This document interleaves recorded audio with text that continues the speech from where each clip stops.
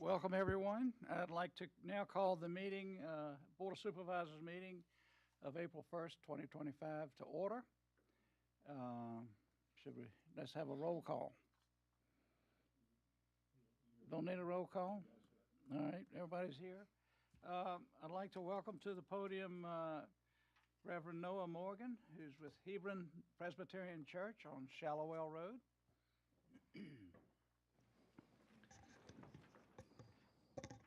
Thank you for having me. Thanks for being Let us here. pray. Almighty God, there is no authority except from you, and all earthly authorities are instituted by your sovereign power to execute justice and protect the vulnerable. Bless, we pray, this board as they set out to do the work you have given. Grant them wisdom and insight to discern what is right. Give them humility and virtue to work for the common good. And in all things, O Lord, may they work according to your will. For we pray in your holy name. Amen. Amen. Please join us for the Pledge of Allegiance. I pledge allegiance to the flag of the United States of America and to the republic for which it stands, one nation, under God, indivisible, with liberty and justice for all.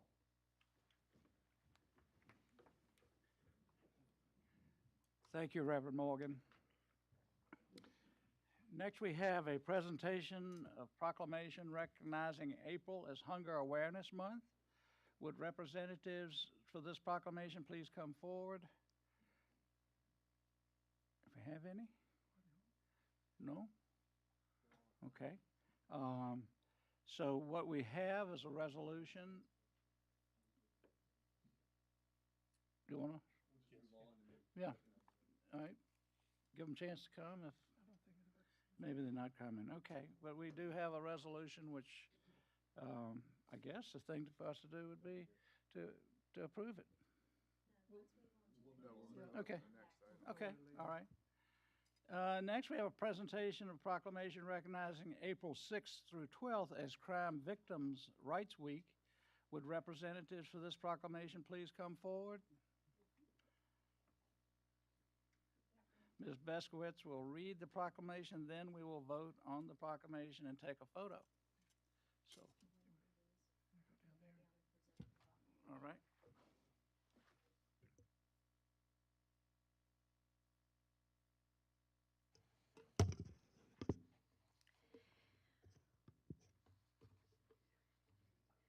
Whereas the term victim is more than just a label and has legal standing and protections that go along with it, whereas Crime Victims' Rights Acts passed here in Virginia and at the federal level guarantee victims the right to meaningfully participate in the criminal justice process, whereas victim service providers, advocates, law enforcement officers, attorneys, and other allied professionals can help survivors find their justice by enforcing these rights, whereas the right to provide an impact statement ensures that victims' voices are considered in court during the sentencing and, when applicable, restitution processes, whereas including and elevating the voices of survivors makes certain they are heard and seen and creates a path to forging and sustaining community trust, whereas engaging victims creates responses and services that are credible, meaningful, and centered on individual needs, whereas victims' experiences serve as a catalyst for implementing innovative programs, shifting existing programs in new directions, and changing policies or practices that improve accessing services or pursuing justice. Whereas National Crime Victims' Rights Week is an opportunity to recommit listening to crime victims in every space where decisions are made that could impact them, and in particular this year serves as time to reflect on how each of us should respond to victims. Whereas the Goochland Victim Witness Program is dedicated to amplifying the voices of victims and creating an environment where victims will be heard and supported. Now, therefore, the Goochland County Board of Supervisors does hereby proclaim the week of April 6 through 12, 2025 as Crime Victims' Rights Week, reaffirming this county's commitment, supporting victim service and criminal justice responses that assist all victims of crime throughout the year, and expressing our sincere gratitude and appreciation for those community members, victim service providers, and criminal justice professionals who are committed to improving our response to all victims of crime so that they receive relevant assistance, support, justice, and peace. Do I have a motion from the board to approve this resolution? Mr. Chairman, I move the board approve proclamation recognizing April 6th through 12th as Crime Victims' Rights Week. All in favor, say aye. Well, second.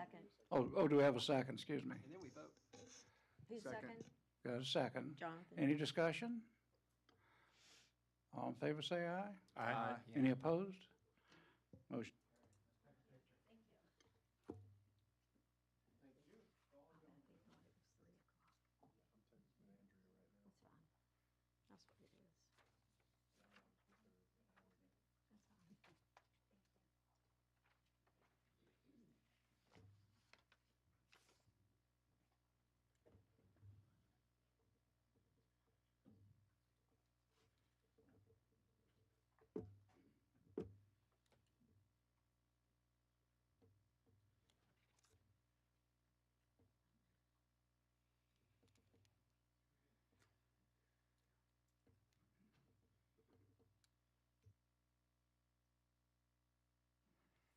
Next, we have Robin Lynn, President of the Goochland Historical Society, and John Worley, the county's GIS Coordinator for the county's Geographic Information System, GIS Department. They have been working very closely together for the past 5 years to develop a historic map viewer to enhance the county's GIS services. This map viewer enables county residents to overlay on today's current online digital mapping system historic maps from 1820, 1863, 1880, 1919, and 1932, when county roads were taken over by the Virginia Department of Highways. Mr. Lynn, welcome. We look forward to hearing about this new historical search feature. Mr. Chairman, thank you very much. Mr. Chairman, members of the board, we appreciate very much the opportunity to demonstrate this for you today. I'm going to have to move this.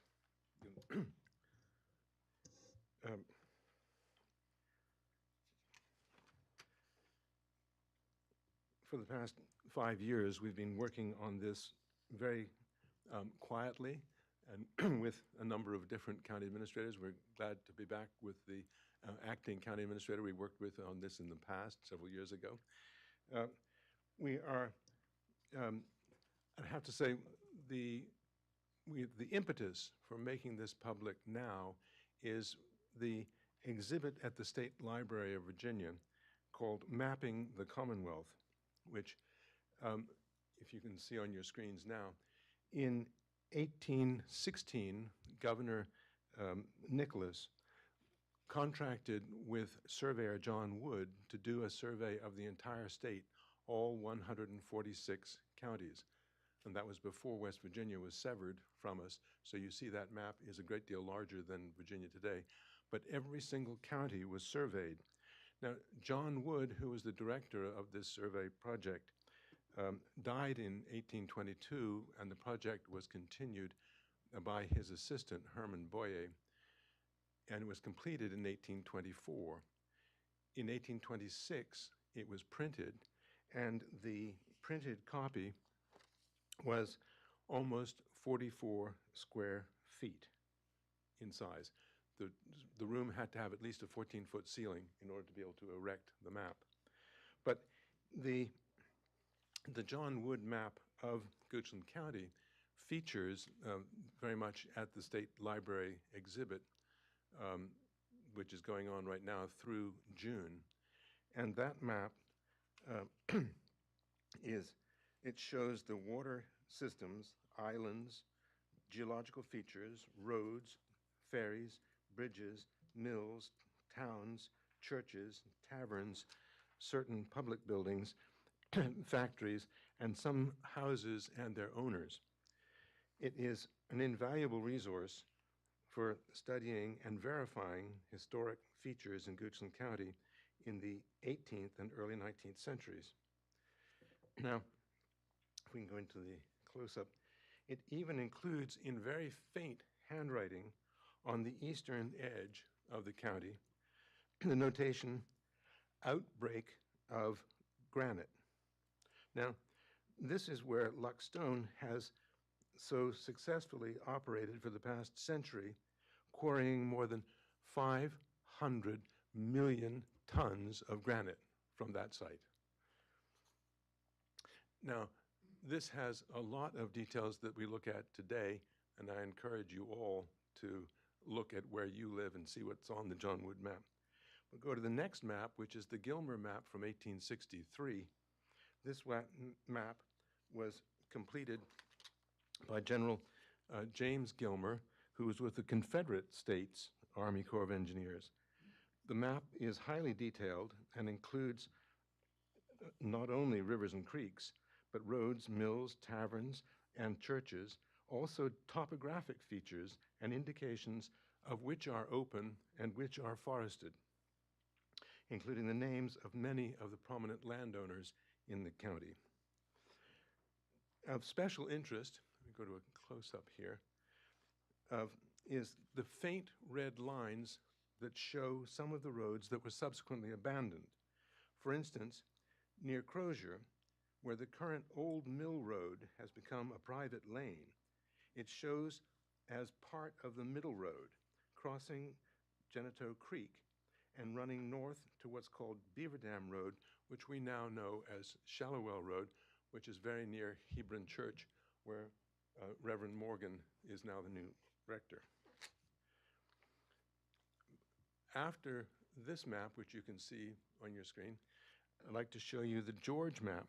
Now, this was produced by a topographical engineer, John George, who was a member of the notable Goochland family that gave their name to George's Tavern.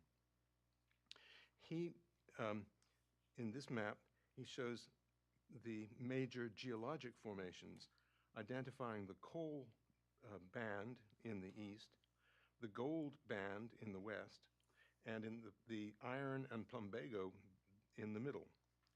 The legend estimated the county at 320 square miles, which is a little larger than the 290 square miles that we figure it is today.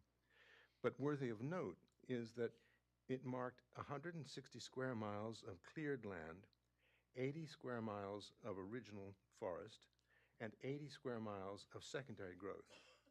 It also lists a school population of 3,581 students in 35 public schools with 24 churches and 19 mills.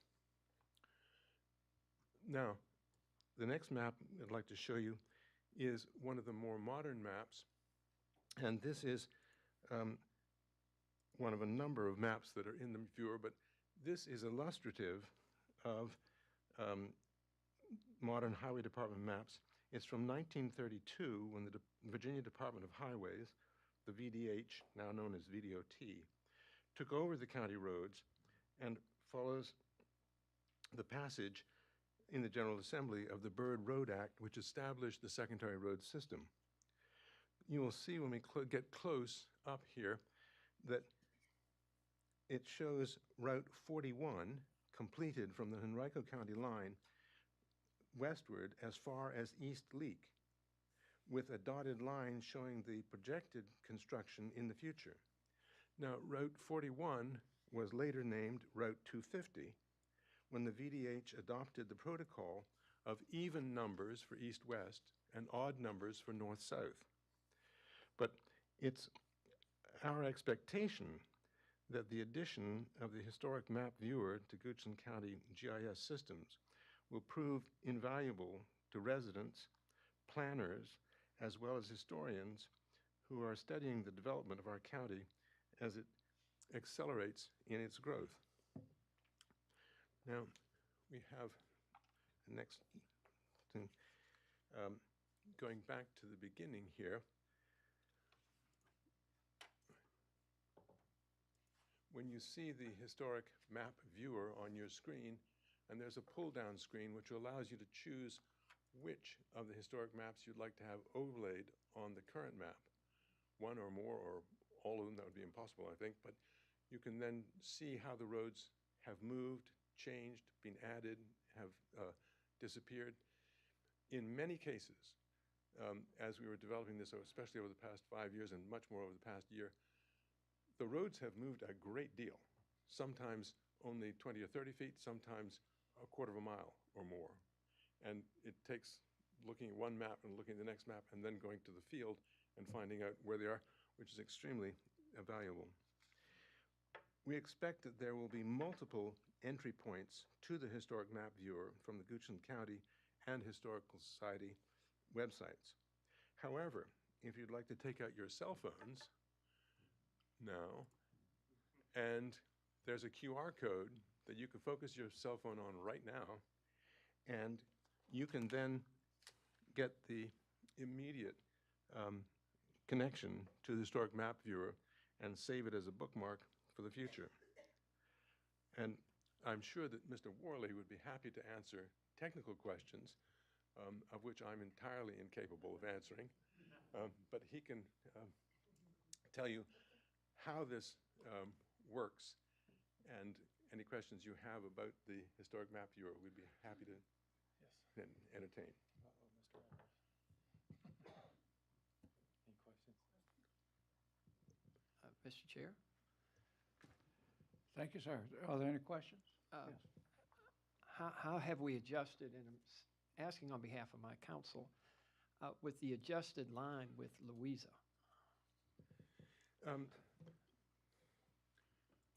Is that a political question or a technical question? Technical, I'm sure. A loaded question, okay. So you will see in many cases, and I'm thinking on the legend for the George map in 1880 lists the churches that are in the county, and then it lists churches over the line, that just across the line. It lists Providence Church as being in the county. So at that time, Providence Presbyterian Church, where the Louisa line is very close, was thought to be in Goochland. So it's moved back and forth over time, but I'm sure your counsel will tell you that the court has ordered, at our request, where the line is, and there's no more question about it. It's done. There's a lot of work getting there, a lot of John's work especially. Any other questions? Thank you very much. Very important, very interesting work. Thank you. We're delighted to have done it. Thank you.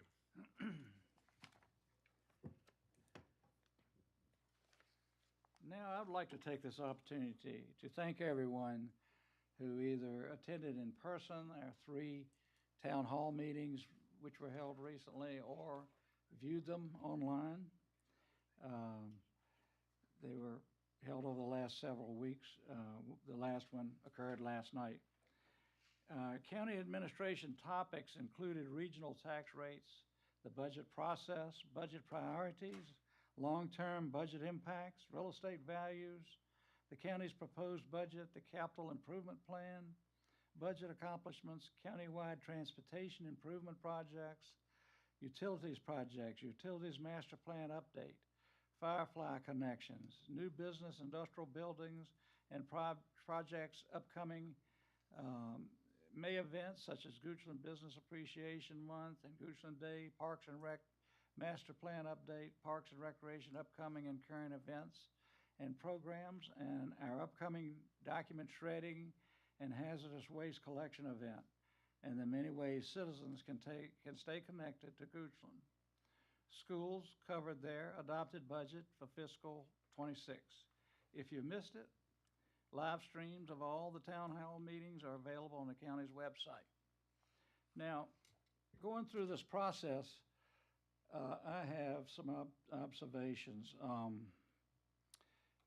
The process started last fall, very deliberate, very detailed, involving almost every employee, certainly every department, and culminating, I guess, well, not culminated yet because need to have an official vote on the 15th of this month, but it'll be presented again today, the budget.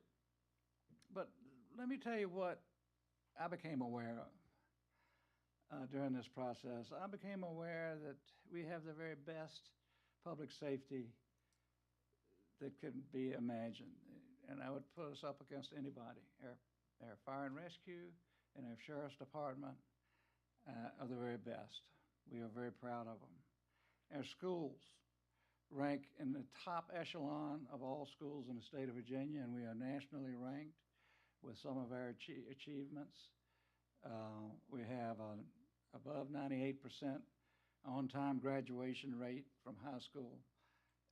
Makes us all very, very proud. Additionally, as you listen to the budget, you realize that we are fiscally sound. We're AAA rated. That sends a message to all the citizens of our county that we are sound economically, and we are paying attention to our fiduciary fiscal responsibilities. So I'm very proud, I'll tell you, and I'm proud to be living here and proud to serve. So thanks for the opportunity. Now I ask Interim County Administrator, Mr. Alvarez, to bring us up to speed on a few things. Thank you, Mr. Chairman. I actually want to follow up because I want to thank all the employees that helped. It's not easy putting the town hall meetings together, especially when we're doing 2x2s, finalizing the budget. That was kind of incomplete when I came on board. And meeting with all of you individually and 2x2s to discuss where we should allocate the money. I want to start with Lisa because Lisa puts a schedule together every year, and she has to manage for the town hall. She has to manage not only us, but the schools, the location, and that worked very well. So then I also like to thank Paul Drumright and Jessica Kronberg, who kind of put the slides together. All the people that provided input, Carla Cave, our finance director, Kathleen Smith, who works with Carla, Jamie Sherry in planning, the fire chief, who had a lot of meetings with me to go over his needs, Robin Hillman, emergency services, the fire marshal, the sheriff, and Sean Creasy, Sergeant Creasy, Sarah Worley, whom I actually dragged into the presentations by surprise a couple of times, Job Green in animal shelter, who every presentation we did in the town halls had a different dog because they were getting adopted that fast. Mr. Van Gatto is still there, so if you're thinking of a puppy, I mean a kitty cat, go get him. Marianne Davis, our assessor, who put together a lot of the data for us. Josh Gillespie, our director of planning. Wayne Stevens with public utilities, who gave us all the slides on the water issues. And Dan Stowers and Warren White, who kind of manage all of our broadband and streaming and everything, and they're here till whenever we finish. A couple of those meetings went till 8 o'clock at night. Then Dr. Cromartie, who from the school board, who put together their presentation and presented at the first meeting. Stephanie Weich, their finance director. And then school board members, Chair Meredith Moses, and school board member Angela Allen for doing the presentation kind of at the last minute. We had a total of 33 citizens attended the District 1 meeting, 58 attended the District 4 and 5 meeting, and 44 last night in Districts 2 and 3. I don't know that they're records, but I know for 2 and 3 it's probably very high, isn't it? So that's all I had, Mr. Chairman. Well, let me just add, Mr. Alvarez conducted most of these meetings, and he did an excellent job. And thank you for that. Now, Board, are there any requests to postpone, add to, delete, or change the order of presentation? Mr. Chairman, just for the record, Yes. if a representative that's going to be receiving the proclamation recognizing April's Hunger Awareness Month, that we can pause to make that proclamation, or if they don't come, that we make it before we go into closed session. Yes, okay. Thank you. No further comment. Now we'll move into the citizen comment period. This is an opportunity for residents to speak to the board about any issue involving the county that is not on the meeting agenda for public hearing. If you have comments about an issue scheduled for public hearing, you need to speak when that matter is called. Each person may speak once for up to 3 minutes. Please come to the podium and provide your name and address before providing your comments. If you wish to speak longer than 3 minutes, you may extend your time by having other citizens come up, give their name and address, and cede their time to you.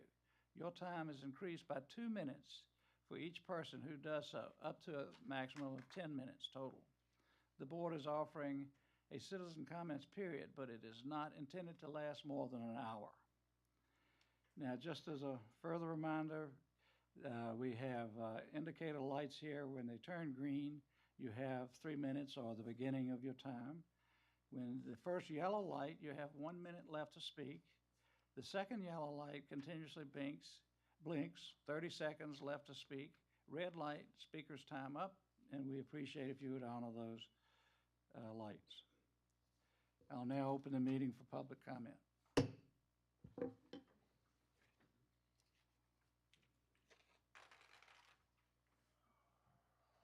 Good afternoon, Mr. Chairman, board members, staff. Keith Burgess with Monacan Soil and Water Conservation District.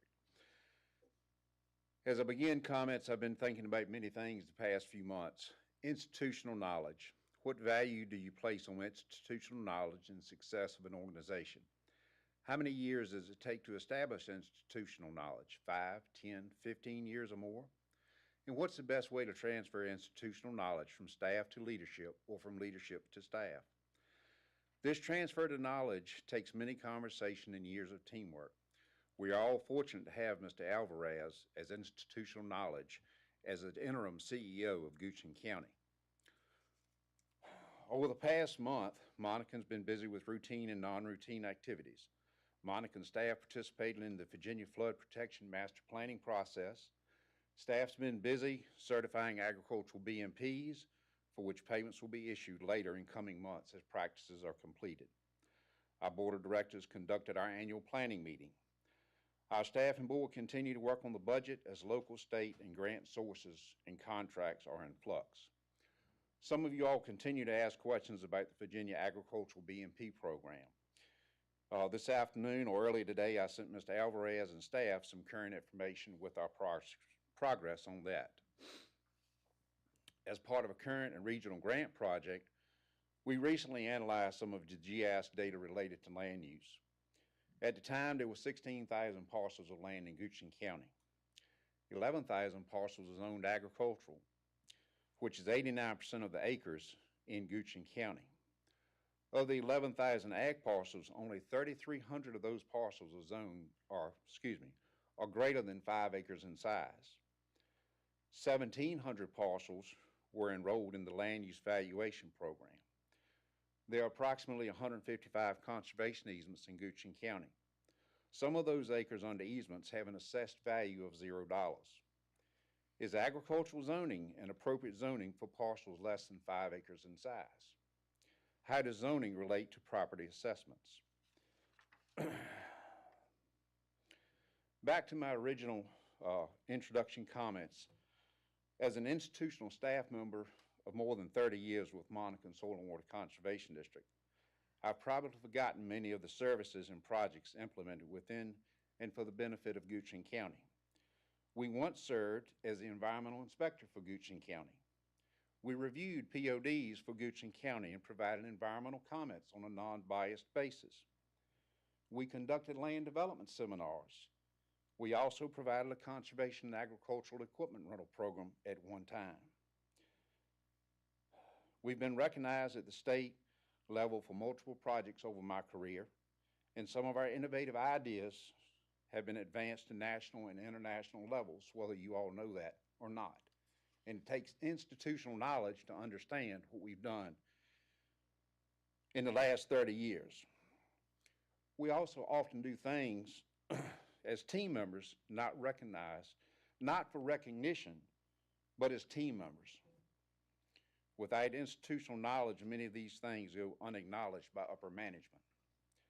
Last year, for example, there was a water leak out at Central High School.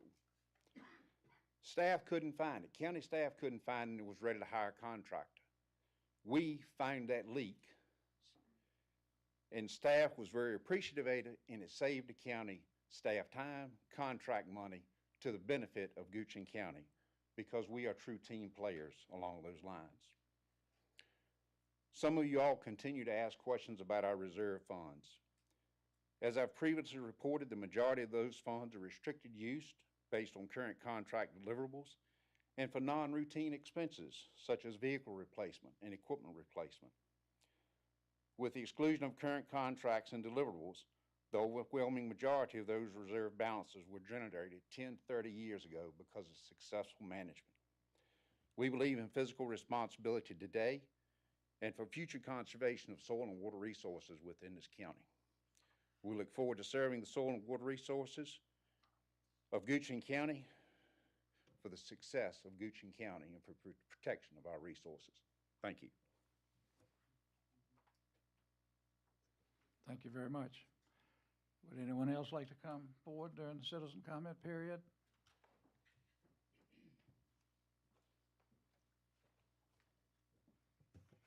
Good afternoon. My name's Todd Kaufman. I'm a resident of Goochland County. On March 25th, 1775, Patrick Henry addressed the Second Virginia Convention at St. John's Church in Richmond, Virginia. That's approximately 250 years ago last month. He aimed to convince the audience that an action would have consequences. He later spoke against the Stamp Act, which was taxation. Residents have limited time to review the proposed budget documents and provide input to the board. So for that reason, on March 21st, I reached out to all the board members by email providing a foundation for discussion regarding the budget and a possible tax rate reduction. I asked to meet with each board member individually with only one accommodating my request, and I thank that individual for doing so. As a result, I attended and participated in all 3 town hall meetings. I understand that I only have limited time to provide public input today and this evening regarding critical budget issues. Mr. Kaufman, I was going to say, let me let you figure out where this is going, but comments about the county budget should only be made in the public hearing on the budget item. I'm not going to make any comments about the budget. I'll do that tonight. Very good. Thank you. Now that I've lost my train of thought. I'm here today to participate in a community that I've embraced and care about, not only representing my interests, but the interests of others. Sound government can only exist when it adequately serves the public good. And I'll do my best to stay within time restraints now and this evening.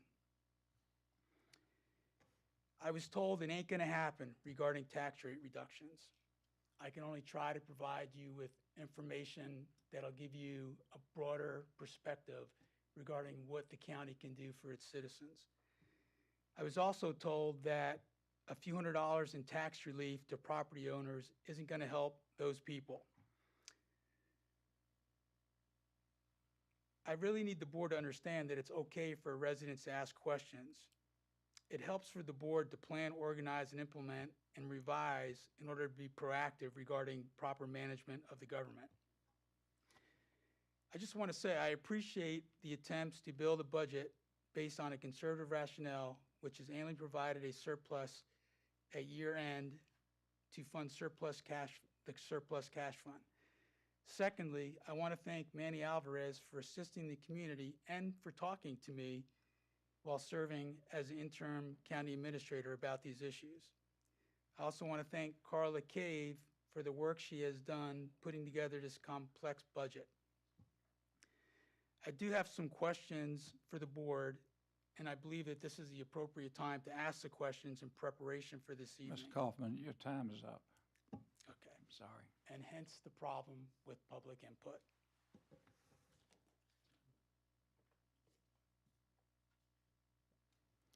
Would anyone else like to come forward during the citizen comment period? Seeing none, I'm closing the citizen comment period. And I see that we have representatives from Goochland Cares to come, if you would come forward, Andrea. And we have a presentation of proclamation recognizing April as Hunger Awareness Month. And Ms. Beskowitz will read the proclamation.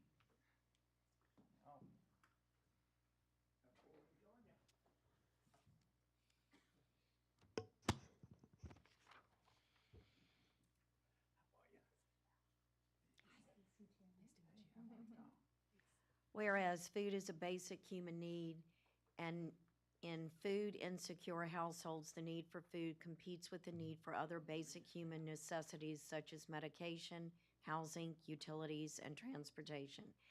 And whereas the United States Department of Agriculture defines food insecurity as limited or uncertain availability of nutritionally adequate and safe foods, or limited or uncertain ability to acquire acceptable foods in socially acceptable ways.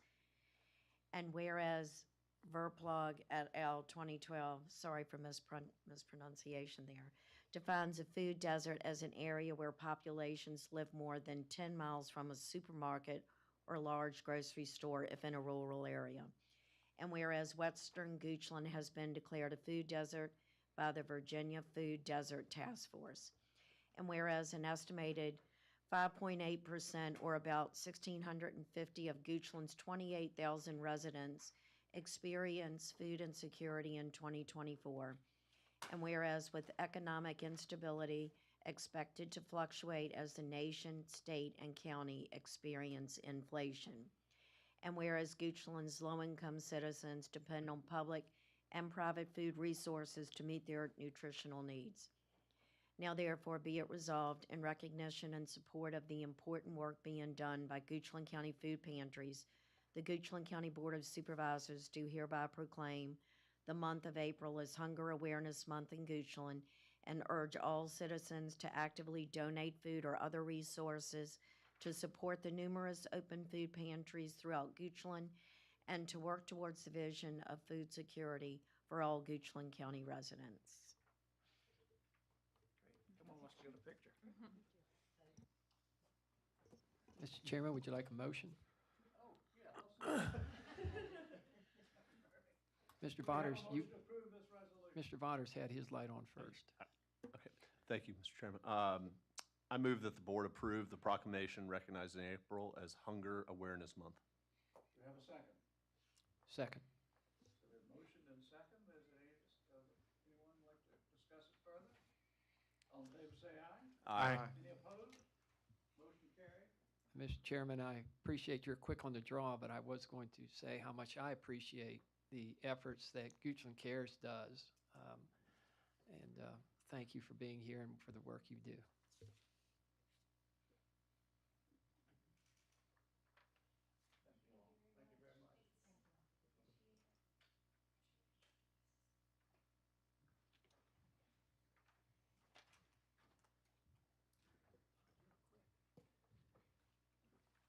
You know, you stole a little bit of my thunder. I was going to thank them as well. You know, what a tremendous asset Goochland Cares is to our county.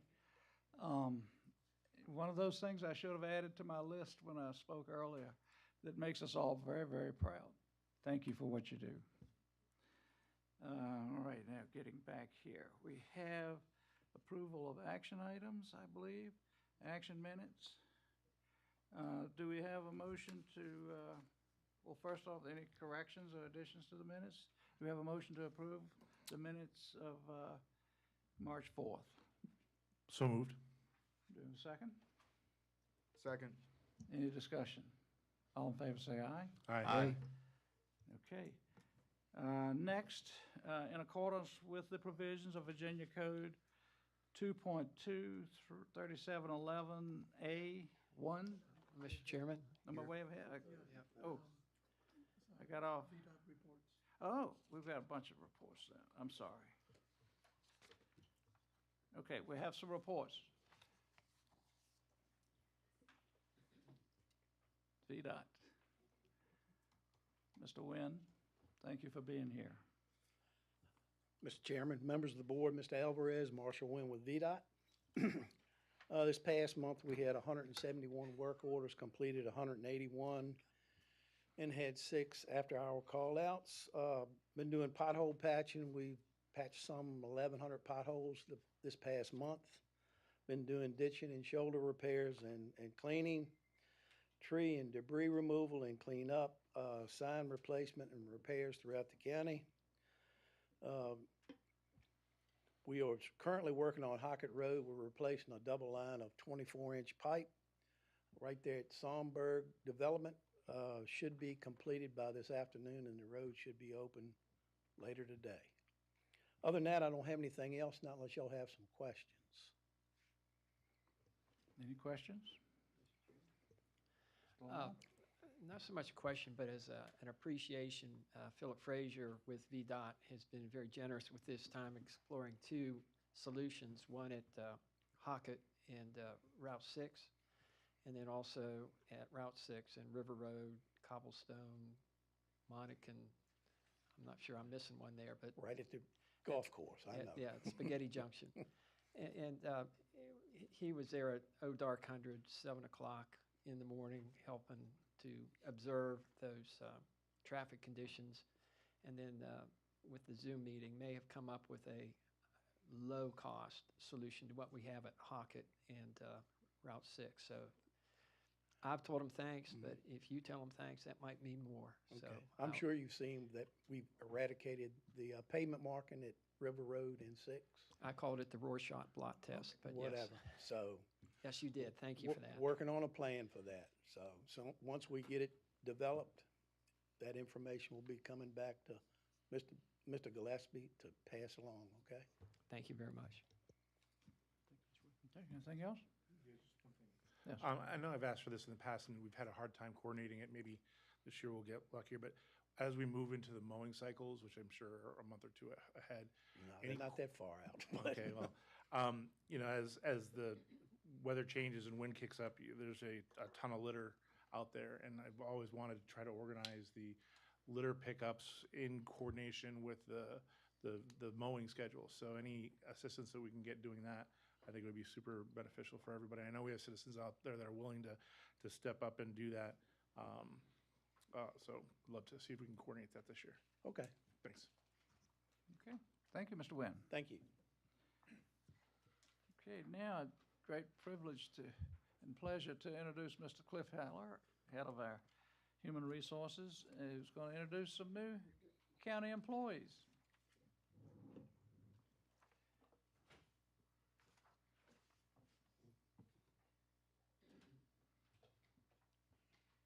There it goes. I got it working here. Mr. Chairman, members of the board, Mr. Alvarez, thanks for having me. Top one, there. If I can get it to click here.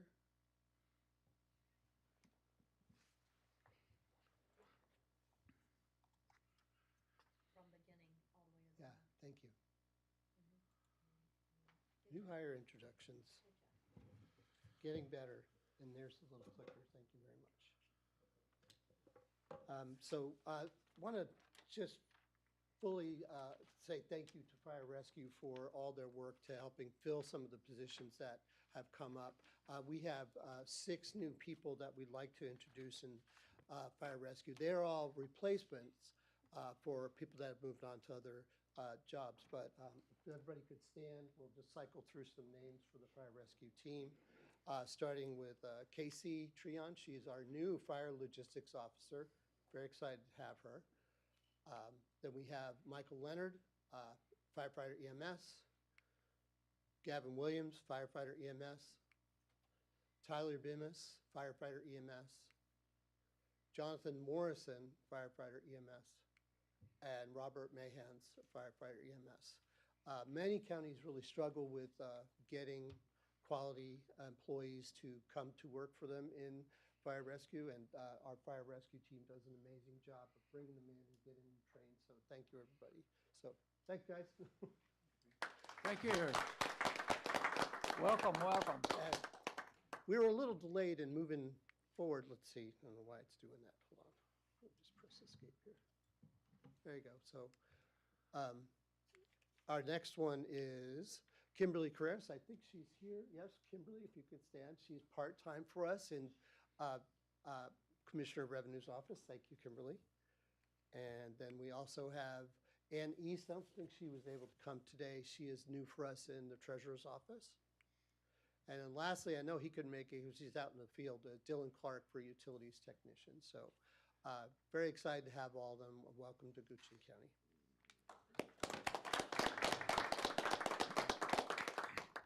Mr. Chairman, Yes. just one question for the fire rescue. They're all smiling in their pictures, but they're not smiling here. I hope we're not that intimidating, but thank you for being here. Absolutely. Welcome again. Mr. Chairman, board Yes, members, sir. and Mr. Alvarez. I am not Eddie Ferguson, if you well can tell.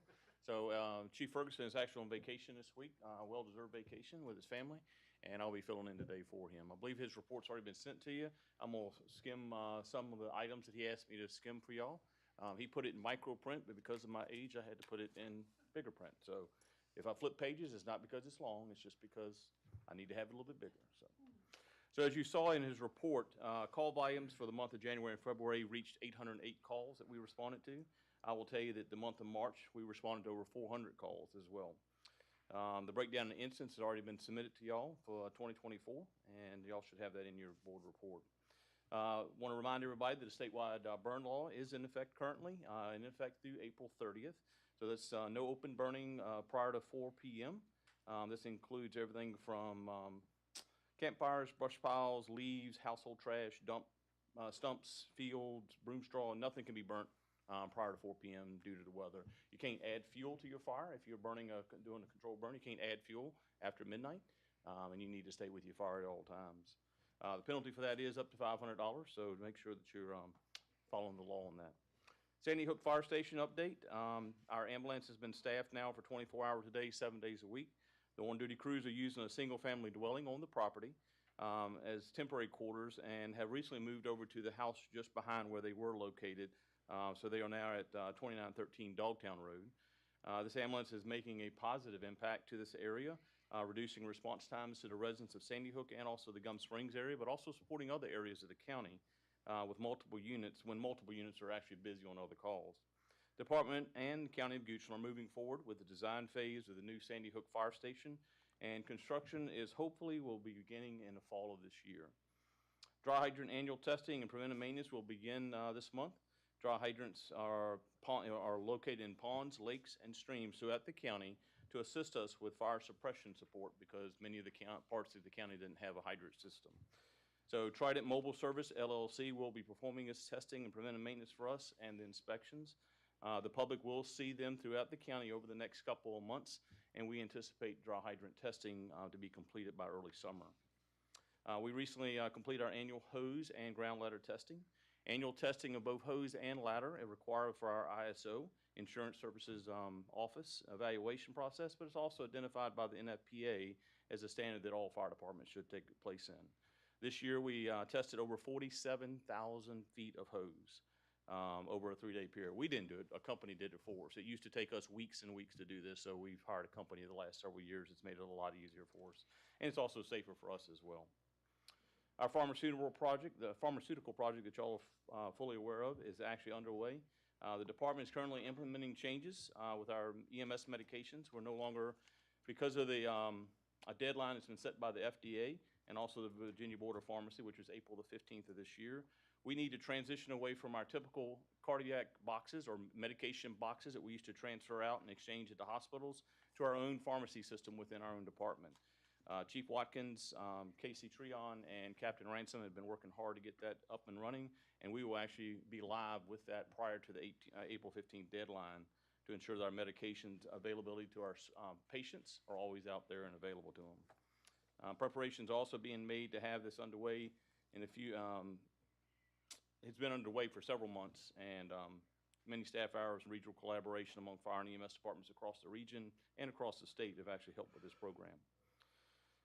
Goochland High School EMT class. There's 2 classes going on at Goochland High School currently through their CTE program. There's 23 students still actively going strong in that class, and some of those students have actually started applying for membership with our department.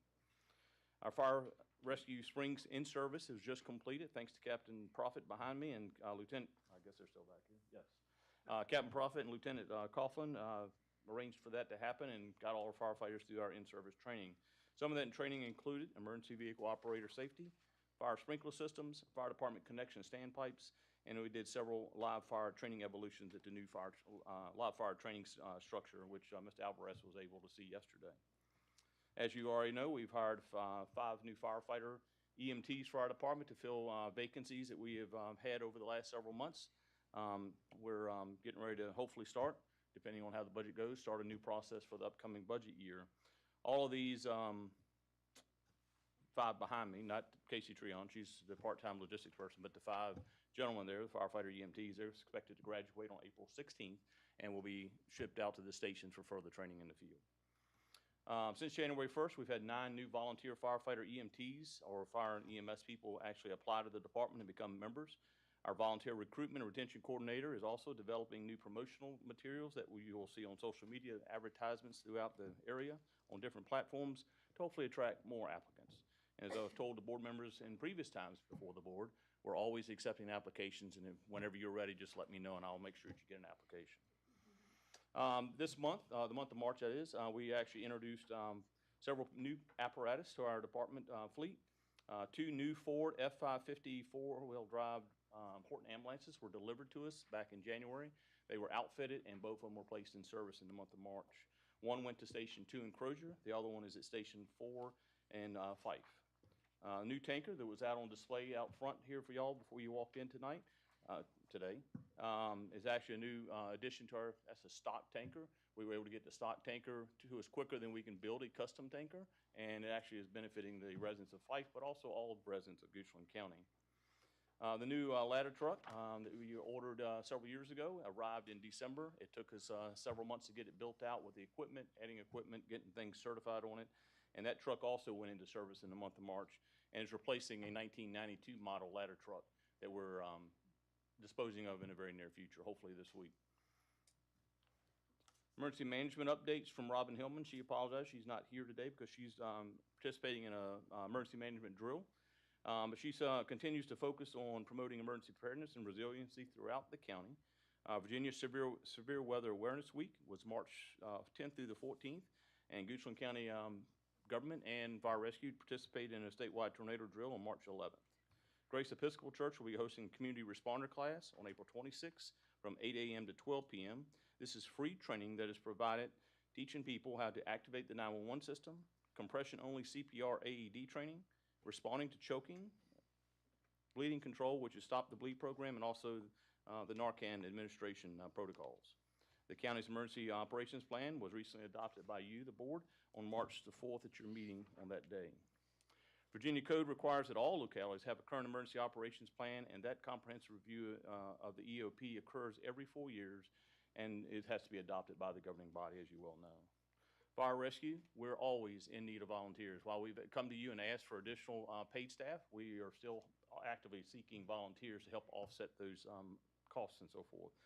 So anyone interested in volunteering should contact Fire and Rescue Administration at the phone number, our office number, 556-5304, or visit our website for more information. And all training is provided free of cost because of the excellent instructors we have in the county. As you've heard Chief Ferguson say many times before, smoke alarms do save lives. So if you or you know somebody in your districts that need a smoke alarm, we give them away free. We'll even come help install them. So all they got to do is call the fire rescue station close to them, or either call fire rescue office and we'll make an appointment. We've had the usual typical calls over the last several months, fire and EMS calls. We have had several high acuity emergency medical service calls during that time, but we've also had several significant motor vehicle crashes in the county as well. On February 14th, fire rescue responded to the 4600 block of River Road West for a tractor and trailer crash with injury and entrapment. One of those patients had to be flown out by Virginia State Police EMS Med Flight 1 to an area trauma center to be treated. On February 16th, Fire Rescue also responded to a single vehicle fatality crash on Haydenville Fife Road with multiple injuries. We also transport all those occupants to the hospital, and of course, Virginia State Police EMS Med Flight 1 responded to that and assisted us. March 1st, Federal Fire and Rescue also responded at 400 block of Three Chop Road for a utility shed on fire, threatening other structures, including a home. I believe Chief Ferguson already sent those reports to you as well. Fire Rescue also, during the last couple of months, have responded to numerous brush fires. We just ask citizens to be as careful as they possibly can be when they're burning, and also during this time, make sure that they're following the burn law regulations that we've already talked about. And that's all I have, unless you have questions, sir. Gentlemen. Thank you. Any questions? What's the minimum age for the volunteer rescue firefighters? So volunteers can join at the age of 16, and we'll put them through training just like we do any other firefighter. So they'll come out with a state certification, both EMS and also firefighting. So. Outstanding. Thank you. Yes, sir. What's the age limit? There is no age limit, actually. Can't dodge that. I've been doing it for 43 years, and I'm still young and energetic, and I've seen Martin Dean, and that's... Yeah, Martin's a member at Company One. He's been down there for several years, and I think he's about a year older than I am, so he's still doing it and very active there. So if I call your bluff and say I want an application, I'd hand you one, sir. I'm here. All right, I'm gonna get you one. I'm looking. Any other questions, sir? Yes, indeed. I understand that it was Blue Goose. I understand we had a helicopter evacuation there. That is correct, sir. Is there any? It's somewhat of a farming accident. It was a tree cutting incident. From my understanding, Chief Ferguson didn't have it in his notes, but from my recollection, because I was unable to make that call, they had a tree cutting accident where subject was trapped under the tree, and he was med flighted out to the local hospital, local trauma center. Thank you. Okay. Any other questions? Comments? Yeah, this probably isn't in Chief's application notes either. Working on that. I got into a conversation with somebody the other day, and I've had this conversation several times, and I'm hoping you can help me out. They are emphatic that we need more mutual aid than we provide.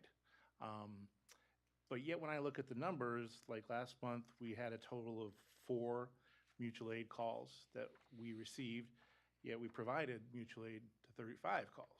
Yes. And if I look at the year over year, that seems to be the trend, is that we offer double, if not more, typically than what we receive. Would that sound accurate to you?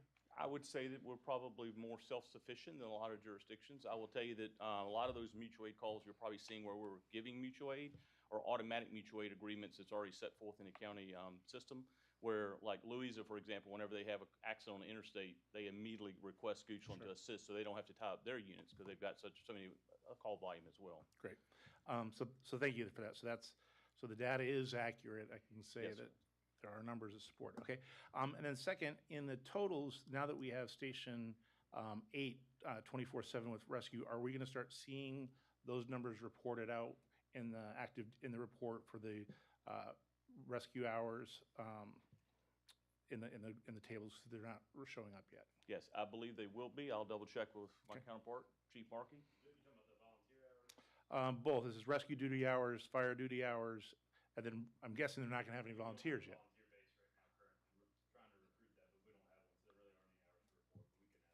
Okay. At what time, do we know when volunteers can start working in Station 8? Anytime they Okay. volunteer.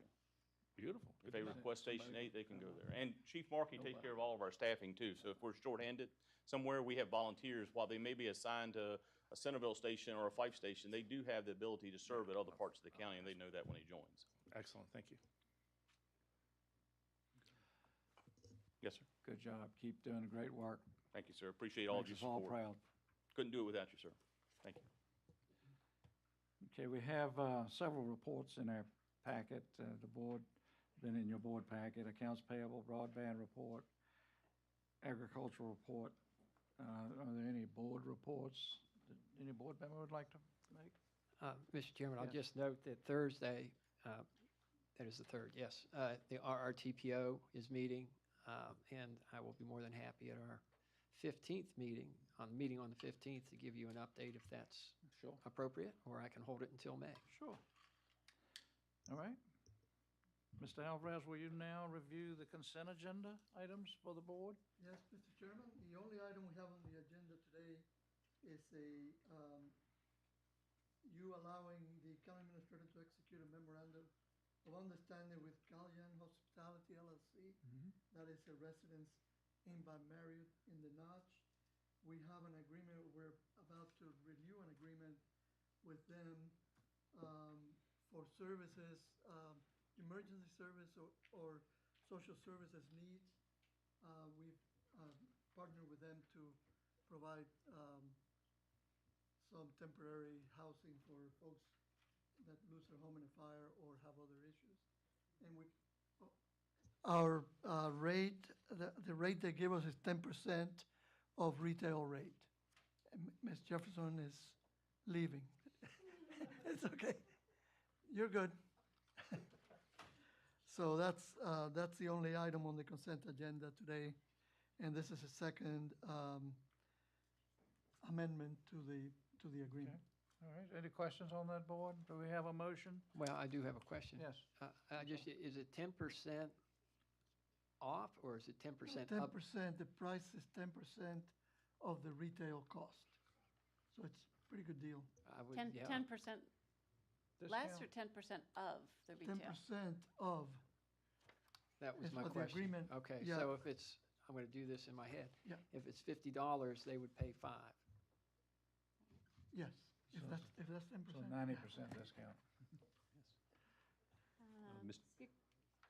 Am I wrong? You might want to check with Ms. Jefferson on that.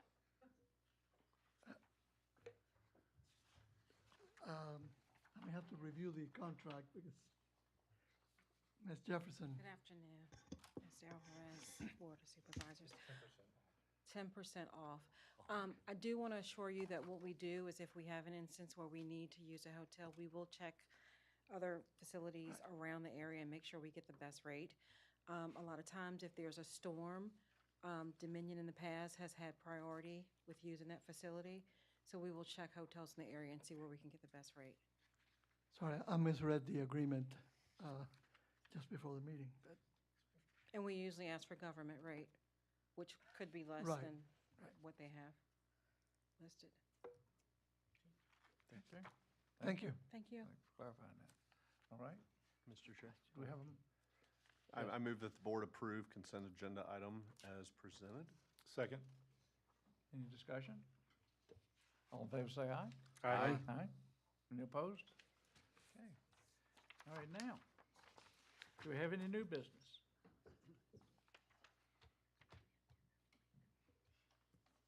So, in accordance? Oh, say again? I've got it up on the screen. Okay. All right, so we're going to go into a closed meeting in accordance with the provisions of Virginia Code 52.2-3711A1. I move that the Goochland County Board of Supervisors convene a closed meeting for the purpose of discussing recruitment for the county administrator position. Second.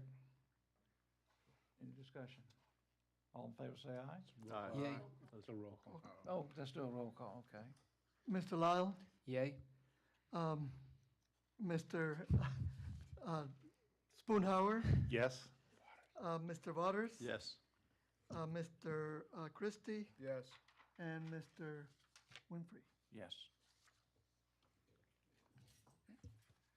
And closed session.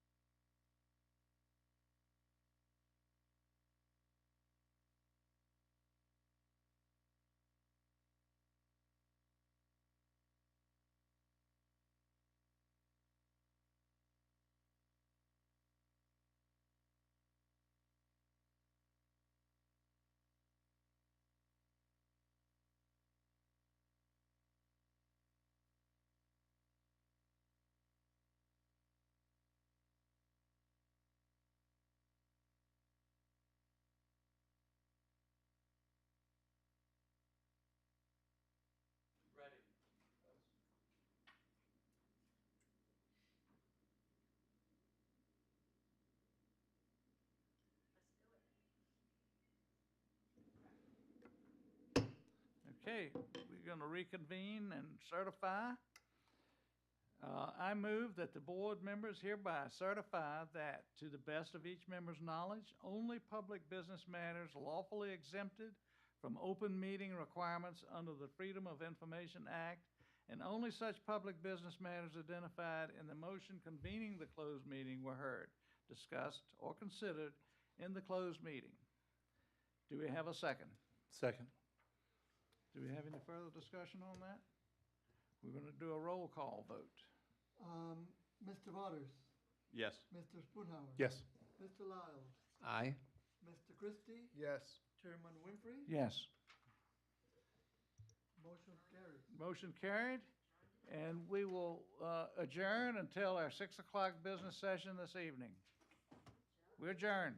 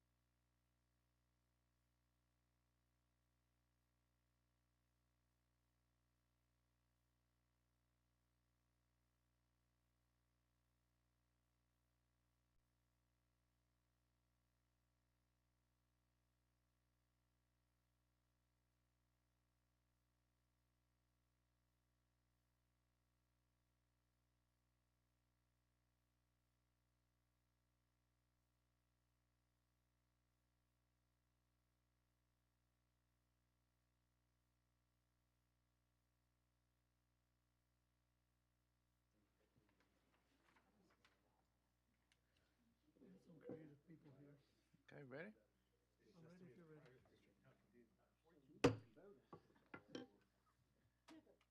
I'd like to call the meeting back to order. The first order of business would be open citizen comment period.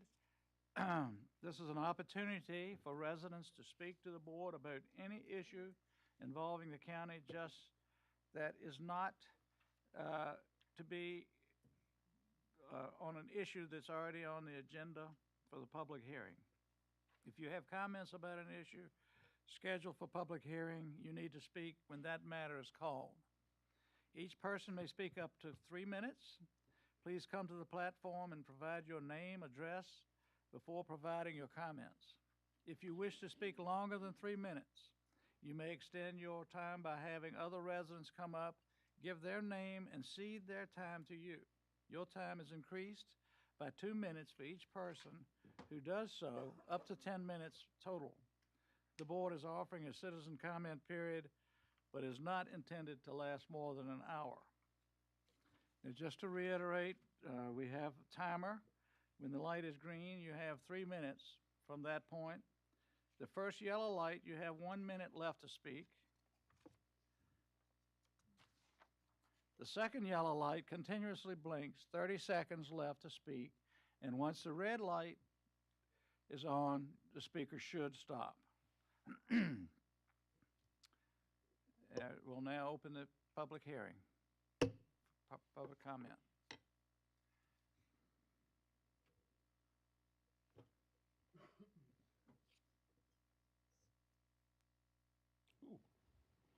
Mr. Chairman, Ben Sloan, 2052 Maidens Road, Maidens, Virginia.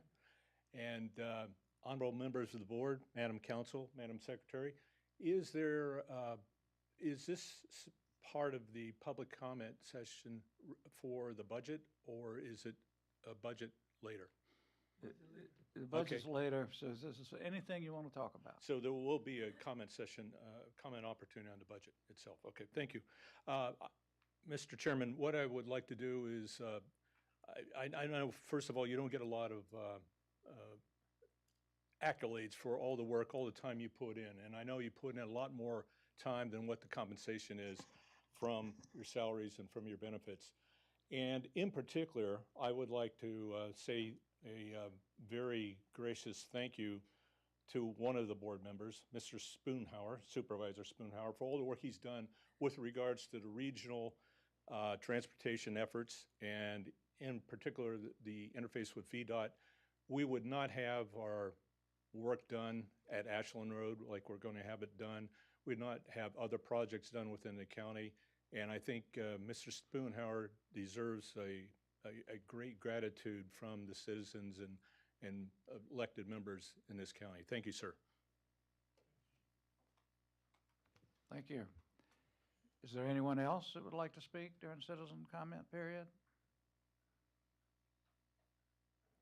Seeing none, I'm going to close the citizen comment period. Next, we have some public hearings. Carla Kay, Finance Director, will present the budget public hearings. The budget public hearings will be open for public comment, then closed with no action taken. Budget votes will occur on April 15th, 2025. Public hearing to consider the proposed 2025 real estate tax. Oops, that's next. We're going to do the budget. That is first. next. So we have 3 public hearings Yeah, we have coming up. 3. And we'll just take it one by one. I'll just give a short summary of what we're about to have the public hearing on, and then break for a public hearing. Go 3 in a row like that. So the first one is going to be to consider the proposed 2025 real estate tax rate. So for the FY26 budget, we are proposing to increase property tax levies while keeping the tax rate unchanged at 53 cents. Without including new construction in the county, our assessments have increased this year 8.6% from January 25 over January of 24, which is what we base our assessment on. I'm sure you're aware that per state code, every county has to advertise what the effective tax rate would be, which is what rate would we bring in the same amount of revenue as last year. So that rate for FY26's budget would be 49 cents, and we're electing to keep it at 53 cents. So it's an effective tax rate increase of 4 cents or 8.2% increase. We've got a little summary of the general fund budget. Will exceed last year's general fund budget by 9.6%. That all mostly comes from these real estate property tax dollars. So 53 cents is what our public hearing will be on. Any questions? Nope, okay.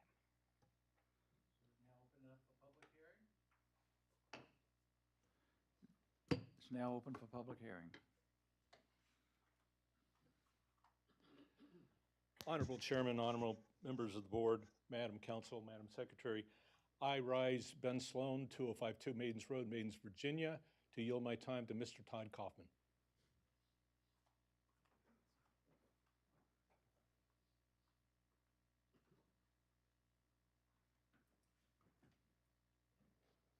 Good evening. My name is Michelle Kaufman. I live at 1475 Amber Lake Road, and I offer my time to Todd Kaufman.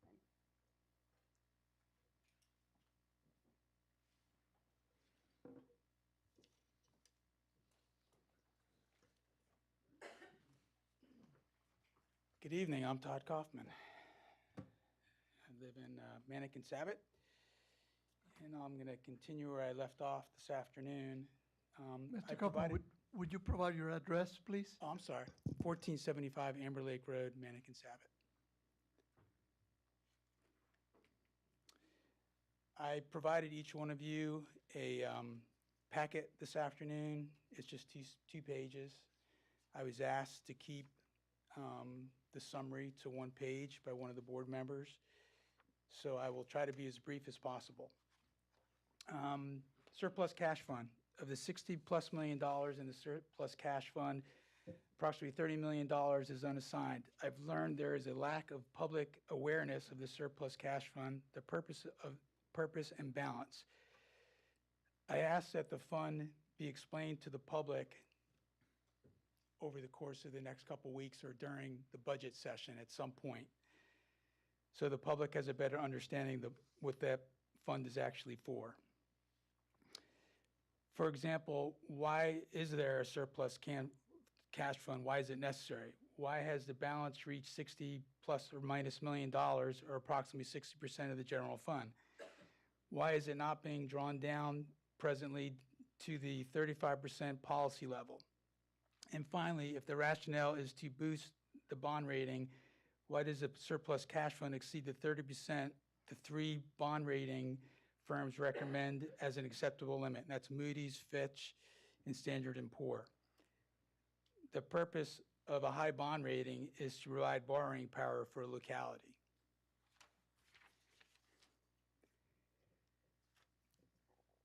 Secondly, I am a little bit concerned. Is there a reason why the board has not considered reducing the real property tax rate when assessments have increased significantly year after year? I'm aware of only one board member publicly advocating for a real property tax rate reduction, while others have stated maybe next year. This is the time. Assessments have gone up dramatically. The tax rate hasn't changed in 10+ years.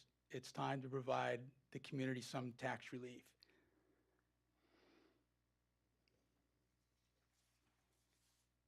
So with consideration to the document that I gave you this afternoon, I went to all three town hall meetings. During the town hall meetings, I asked if I provide some options regarding tax relief, would the board at least listen to what those options are? And I was encouraged by Manny to do so. I'm sorry, Mr. Alvarez. So here we are. So I've reviewed the budget in detail and have two immediate recommendations to reduce the tax rate for 2025. And one long-term recommendation that can be used moving forward just for management purposes. A lower tax rate will provide relief to taxpayers, increasing disposable income, which can increase local purchase power and strengthen the local economy. That's the general rule of thumb. Let the taxpayers keep their own money. So first, fund the current FY CIP through the surplus cash fund. Reduce the CIP line item expenditure to $4 million. It's currently approximately $6 million. This action provides a reduction of 4 cents to the tax rate. Then utilize $4 million of unassigned surplus cash funds, because we're trying to reduce the balance anyway, after 1/1/26 to pay for the CIP projects that were the previous line items. This course of action will immediately benefit the residents of Goochland County by completing projects and also reducing taxes. It's a win-win, and it does not affect any line items. Other revenue. Adjust the estimated 3% forecasted real property growth for FY 2026 to 4%. It's currently at 3%. The average real property portfolio growth for the past several years is approximately 11% on average. The Finance Department is conservatively estimating the pre-third quarter projection of real property collections for June 2025 to be $4,800,000. That's what the 3% increase in the taxable real property portfolio is, to maintain the current 53-cent rate. Each percent increase over 3% represents approximately 1 penny in the tax rate. For example, 4% estimate would be $6.4 million instead of the 4.8. These are just rounded numbers. 3, efficiency in government operations. This is a long-term recommendation. Complete a department-by-department audit to determine if financial inefficiencies exist to reduce the real property tax rate, i.e. fleet management. Another example, consulting expenses, irregular levels of absenteeism, unused and antiquated technology and software, and redundancy in services. These are all typical businesses look at these type of line item expenditures for reduction. This is just good management. On the flip side, we need to look at examples of revenue development. I've got four relatives living in Avery Point right now. We moved them to this community. I don't know what yellow means, but if I'm running out of time, let me know. I've got 4 relatives living in Avery Point right now. They're all affluent. They're senior citizens. They love living in Virginia now. I relocated all of them here from out of state. They love this community. They've embraced it. The development costs of Avery Point are expected to exceed $500 million. The completed campus will support over 500 jobs with current employment at 150 to 175. Avery Point forecasts an annual economic impact of $80 million a year, with tax revenues to exceed $2 million a year. This is one project. Your time is up. I'm sorry. I just would like to say in closing, if I may, Mr. Chairman, I want to help. I've offered to help for over a month. Mr. Lyle is the only person that spoke to me in any detail regarding these issues. I think that we need to start thinking about ways to actually benefit the taxpayers. There's some financial issues on horizon that will begin tomorrow that are going to impact people's wallets. And I'm asking the board to be sensitive what is going to occur in 2025 and 26 regarding disposable income. Thank you, sir. Thank you very much for your time and patience.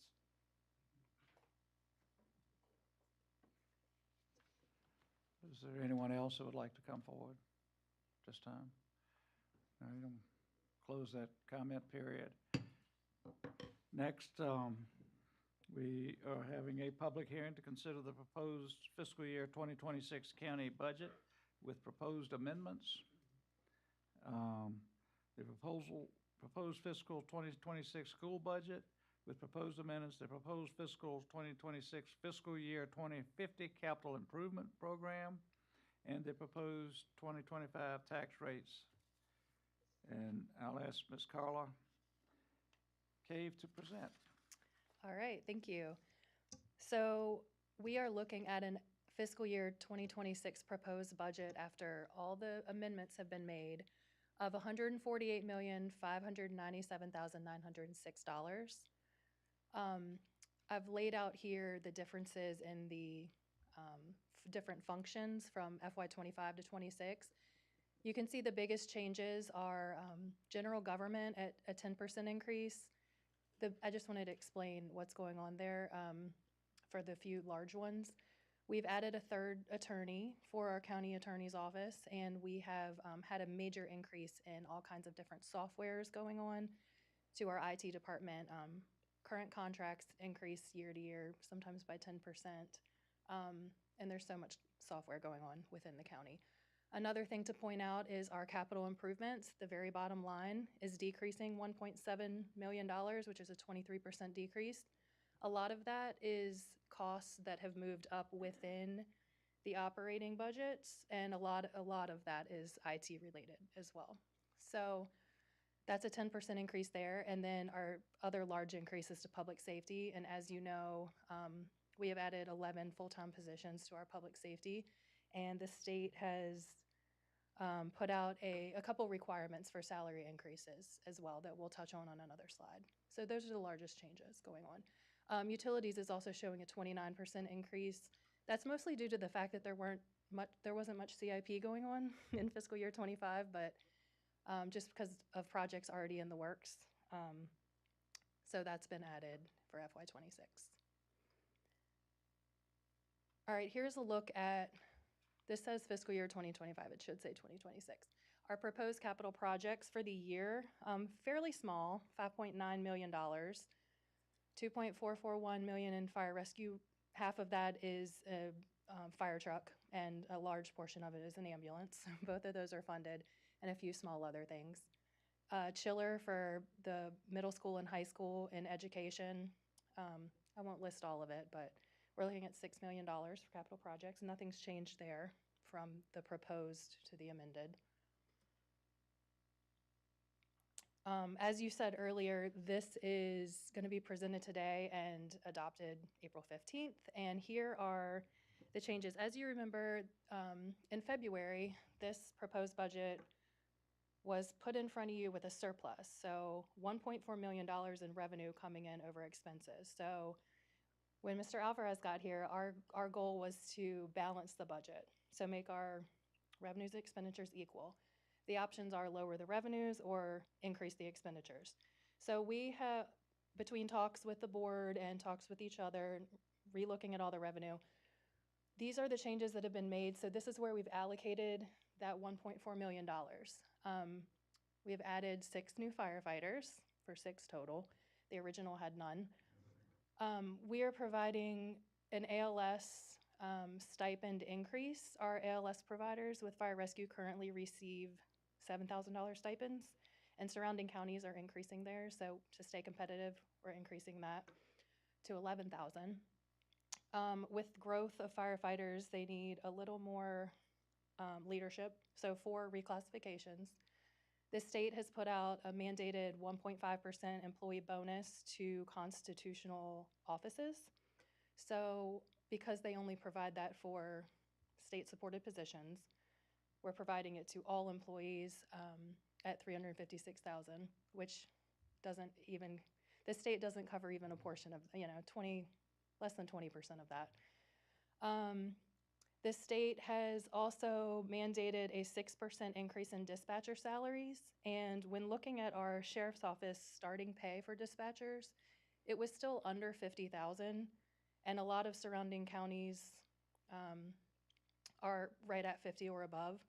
So we're looking at, instead of 6, an 8% increase to dispatcher salaries, which gets them right above the $50,000 entry level.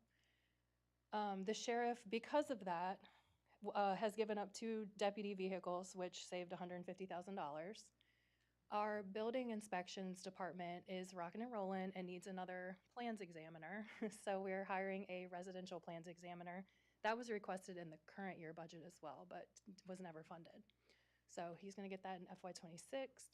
And then lastly, we agreed to give the schools another $300,000 to meet some of their tier 1 and possibly tier 2 needs.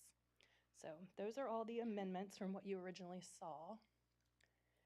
And we've talked about the real estate rate, but we're also recommending no changes to our personal property or other rates, and those are listed in front of you as well. Any questions? Any questions from the board? No? Okay, I'll now open the public hearing. Would anyone like to come forward and speak?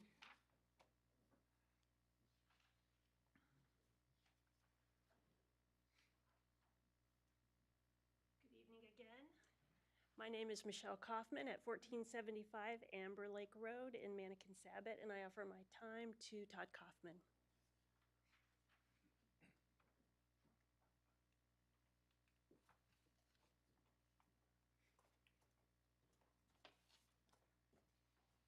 Todd Kaufman, 1475 Amber Lake Road, Mannequin-Sabat.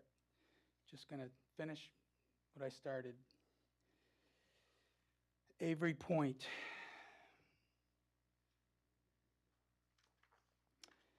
Avery Point has a limited impact on resources. It's been stated this aging population is a strain on county resources. Fire and rescue resources are being used on a regular basis at Avery Point to transport residents by ambulance to the hospital. Each transport costs the county approximately $400.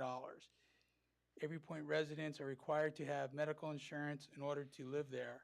Fire and rescue policy is to acquire the patient's insurance information during a response so the insurance company can be direct billed for reimbursement. Also, we need to explore other options for transport, such as Bon Secours providing direct ambulance service from Avery Point to the Broad Street location. They're the end provider. They're the end service. I really don't think that they'll have a problem providing an ambulance to bring customers to their hospital, but we need to ask. Real property portfolio management. The assessor's office provides critical information directly impacting the county's largest source of revenue. It is imperative that this office functions at its optimum and efficient level. Properties must be inspected based on regular schedule, which is not being done. This standard is provided by the International Association of Assessing Officers that it be done once every 4 years minimally, and a drive-by inspection be done annually. Therefore, the CAMA system, which is their computer system they use to provide valuation, likely contains dated or inaccurate information. Also, staffing levels need to be at an acceptable level based on, again, International Assessing Officer standards, so the portfolio can be maintained accurately. The revenue stream can be detrimentally impacted if this critical function is not properly managed.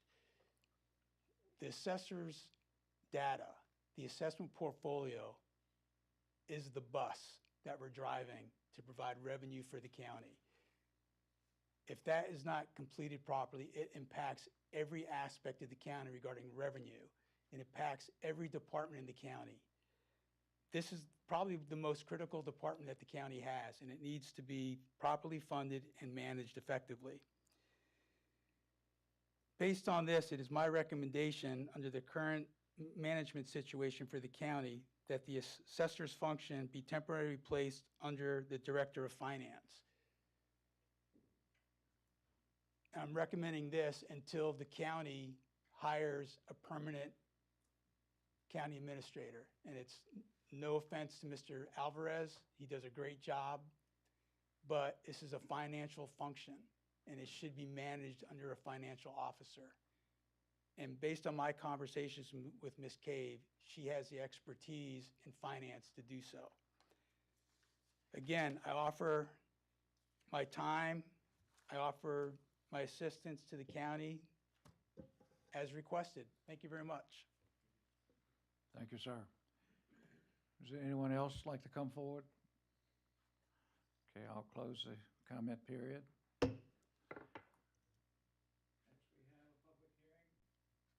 Next, we have a public hearing to consider the proposal for fiscal year budget for the ordinance amending the fee schedule, Appendix C to the county code to increase utilities, water and sewer volume, service, and connection fees, and to increase the building inspections, commercial plan review fee, and expand it to include residential plans.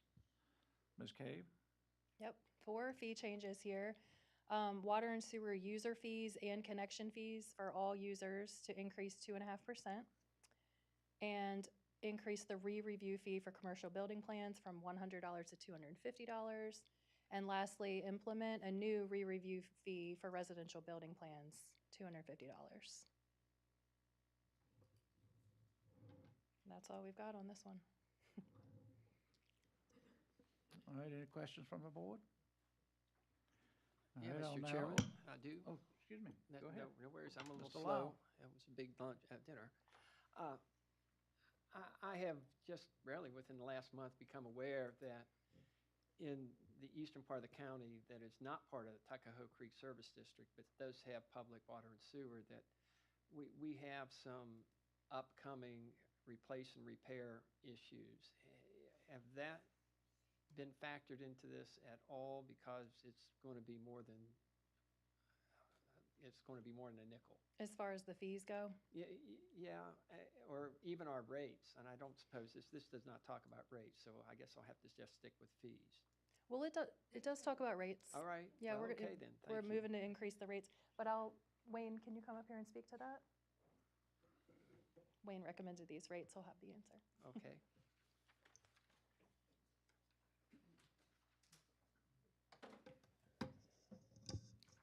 What was the question, sir? Excuse me, what was Your name, position? Oh, Wayne Stevens, Acting Director of Public Utilities and County Engineer. Lower Tuckahoe is specifically, and Mhm. that was built in 1968. It was never part of TCSD, and it's getting its water from Henrico, and if we do the math, we got pretty much 50-year-old infrastructure there. Yes, sir. And so as that continues to age, there's going to have to be some amount of replacement, and the fees collected for Tuckahoe Creek Service District aren't going to do that. Maybe not in this fee schedule here or rate schedule, but do we have a concept of how we're going to be able to get enough repair and replace funding so that we will be able to do what needs to be done? First of all, the fees related to the lower Tuckahoe, to the Tuckahoe Creek Service District go solely to the debt service. That's correct. They're not used for any operating. I So understand that. our entire systems are all on the same footing from an operations and maintenance standpoint and a replacement and renewal standpoint. So while I have not specifically sat down and said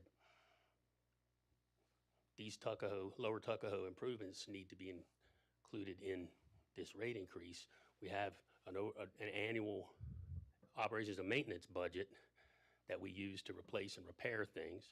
We also have a replacement and renewal budget and a replacement and renewal fund, which is used for specifics. All of this goes into our rate studies, which are updated every 2 years, and the rate increases are in accordance with the numbers in the rate study, which was last updated last year. It projects out for about 10 years, but every couple of years we tweak it to make sure that we're still on track and still need to do the rate increases that are proposed in it. So Mr. Lyle, the answer is we plan for maintenance and repair operations in our regular budget. Yes. So, we just repair the water main that broke on Route 6, and those things happen as they go and we repair them. And that's the answer. Thank you, Mr. Alvarez and Mr. Stevens. That's what I'm looking for, because those pipes are old, and they are going to need to be replaced. And I wanted to just get confirmation that as we're looking at fees and rates, that we understand that something a whole lot bigger than just a one-off house hookup is on the horizon. Oh, yes, sir. I'm still relatively new in the position, and I am beginning to tackle and come up with a R&R plan that's very similar to the capital improvements plan. The only difference being the funds that you use. We use connection fees to pay for capital projects. We use user fees to pay for R&R projects. Right. And so the budget for next year will be probably a whole lot more detailed than this year's was. This was my first year budgeting, and it kind of fell in my lap it's fun, unexpectedly. So I am working on a more detailed R&R plan, and we'll see where that goes. Thank you. I'm glad I planted a seed. Thank you Thanks. very much. Thank you, Mr. Chairman. One more. We have Mr. one more Stevens? question. Sorry. Yes, sir. Does this rate increase keep us, I guess, on par with technology advances? And will this prevent our system from becoming obsolete and us getting hit with a gigantic bill of equipment replacement? The way things stand right now, I can't promise you that. As I said, as I get deeper into well, I have specific methods that I use from past experience running utilities to try to predict the expected lifespan and the ultimate death of given parts of the system. I tend to be conservative, so you may see some of the costs go up. But for this year, we're keeping the rate increase basically in the same range as predicted based on our past funding. But we are looking very carefully at some of the older parts of our system. And once again, everybody's on the same footing. Well, some people live on older portions of the system, but the system as a whole is all on the same footing from an operations and maintenance standpoint. It's only the TCSD was only specific parts of the system. And that's not to say that some of the older parts aren't now benefiting from the stuff that was constructed, but that's a separate issue entirely that I'd really rather not get into tonight. Thank you. Sure. All right, thank you, sir. Would anyone else like to speak during the public hearing? Oh, we haven't opened it yet for that part. Oh. Would someone like to come forward and speak during the public hearing? Okay, seeing none, I'll close the public hearing. So the Board of Supervisors will adjourn. Oh, you want a discussion for this? Yeah, go ahead. Chairman, I would just stress once again, I think I stressed it at our last meeting, is when we look at the county's taxes, we are dealing with a problem that is emerging because of actions at the federal level. And we must offer the services to our, largely to our students and largely to public safety that maintain a lifestyle in Goochland County that our citizens deserve. I know it's very easy to look at the assessment increases and what those do to the taxes paid. I stress taxes paid, not tax rate, which is not increasing, and say that, you know, Goochland citizens are getting an unfair shake. The reality is the federal government is doing wrong by the citizens of Goochland County, not the Goochland County government. And we are dealing with the issues that are created at the federal level coming down, trickling down to what we're trying to do.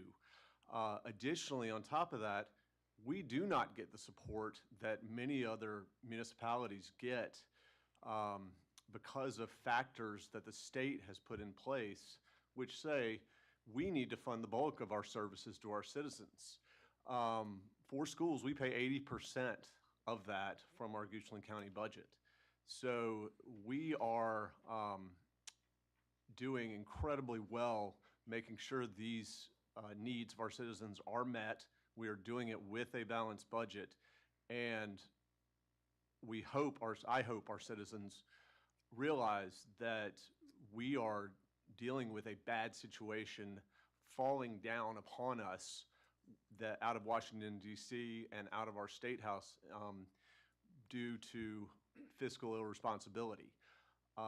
So this is something where citizens need to know the levels of government that have impacts on them. Yes, one is the county. Yes, we want to do the best we can to directly benefit our citizens, but please don't forget that you have state representatives, you have federal representatives that are failing citizens in many ways. And my hope is that we're seeing much needed, long overdue reform at the federal level. And I know that while I have my leanings on the state level, it is pretty obvious that there are partisan issues that are simply not getting things done. And I think we're doing an admirable job at the county level to deal with those situations and the repercussions that they have coming right into play in our county budgets. So, thank you.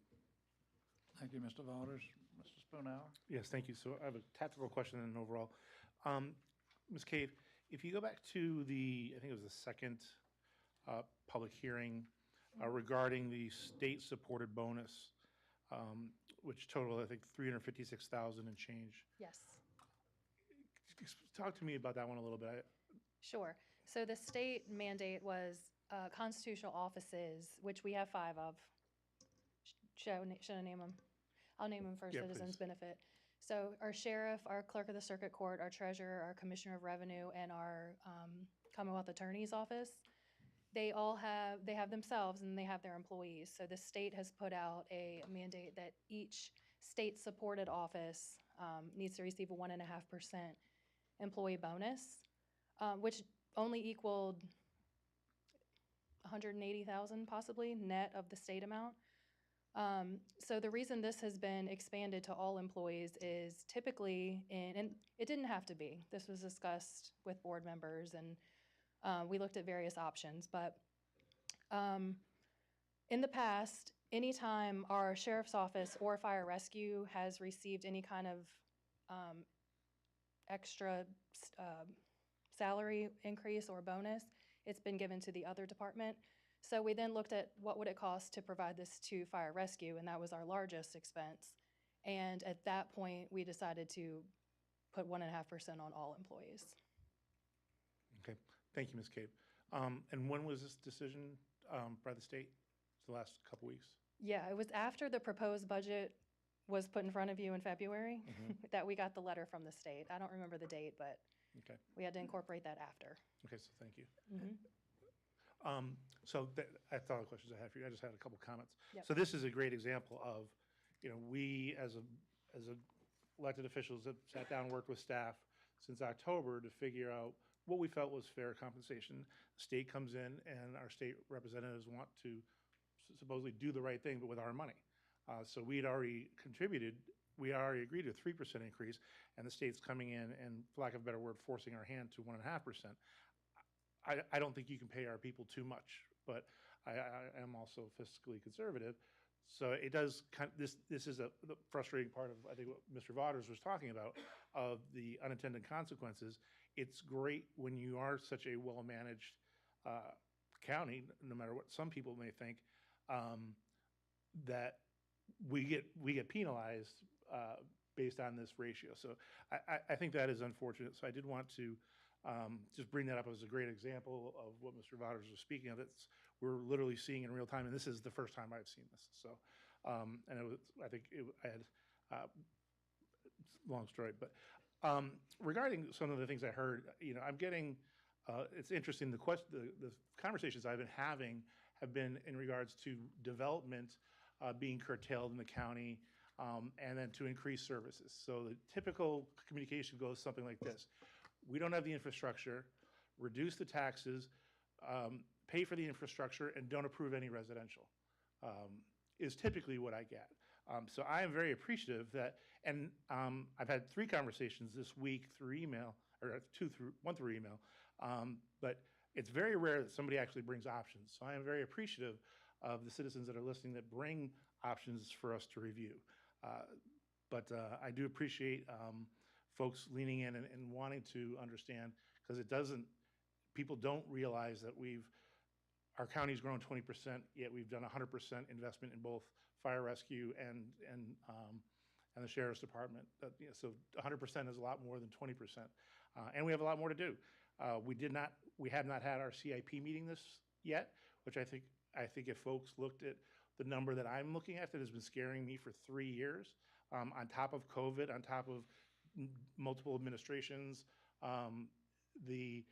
over $100 million of projects that we need to fund in the next, I'd say 5-6 years that we don't have an answer for yet.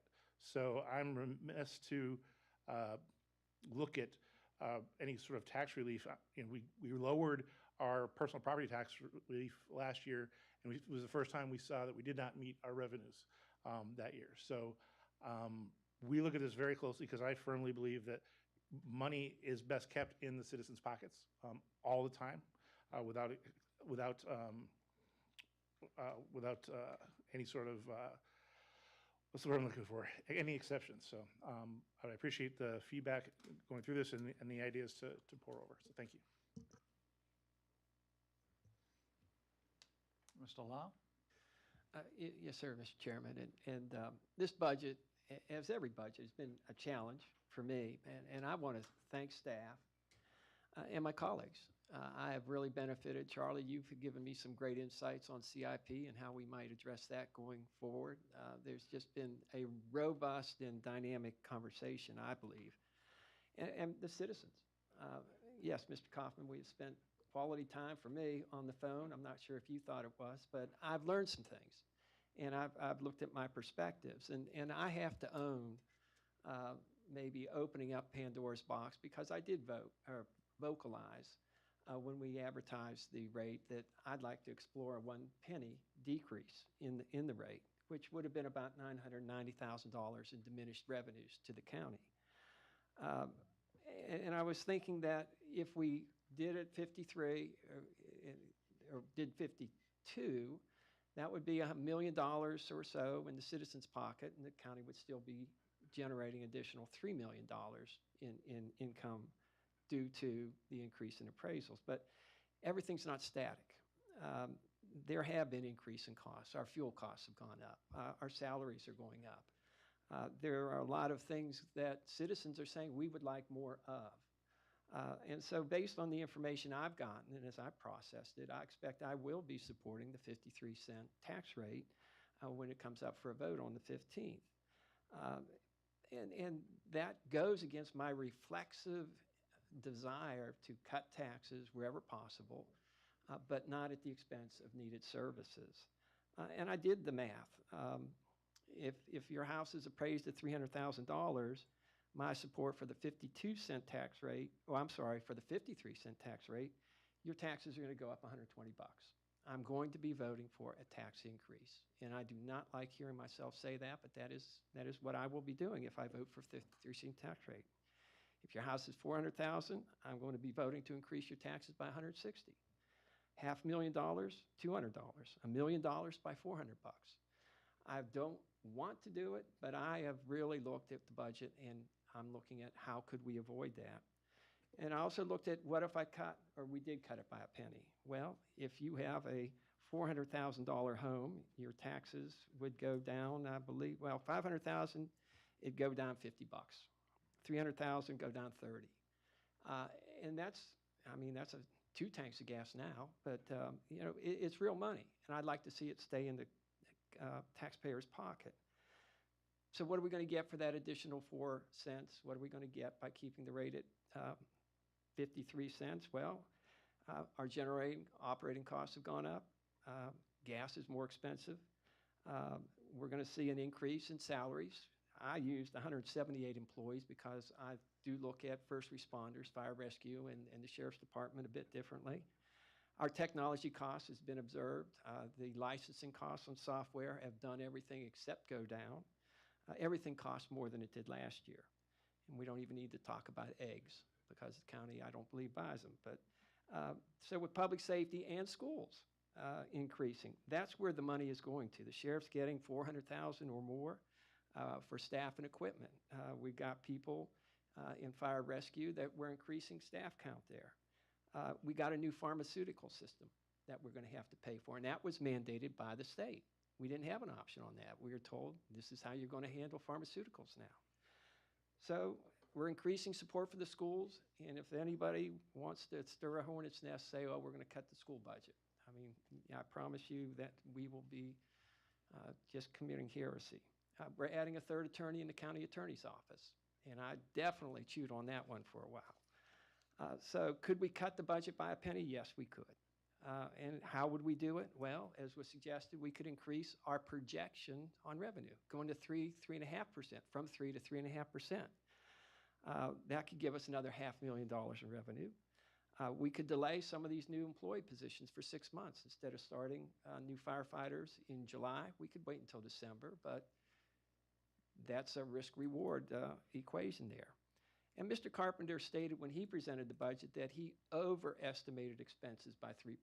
He said that was his process, that if something cost $1, he was going to expect it cost $1.03. Well, perhaps we could have gotten a little tighter, a little sharper with a pencil, and looked at where we could have saved $300,000 by not overestimating for every $1 million in the budget. But the other thing that has been touched on is the reserve funds. And it was talked about, well, the 3 rating agencies look at the reserve funds at 35%. Well, that's not the only thing they look at. Our size at 27,000 is almost an automatic B classification on a bond. Just we're too small to really qualify for an A rating. So how do we compensate for that? And how we've compensated is we've increased our reserves. And I have done the math, and I believe that if we had a $50 million bond rating for 20 years, every 1% decrease in our interest rate is going to save the county $6 million. So I'm very interested in seeing us decrease our future bond costs by $6 million if staying triple gives us a 1% or better decrease in our bond rate. So do I want to cut the taxes? Yes, I do. Do I think there's a way to do it? Probably. Do I think we can do it this year? I'm not sure that we can. So based on what I've seen, what I've heard, and as the numbers have been coming together, I expect that when the vote comes up on the 15th at 53 cents, I will be voting yes. But I also give myself the option of changing my mind if I have more information presented to me. So, Mr. Chairman, I appreciate the time. Thank you. Thank you. Anyone else? Hearing none.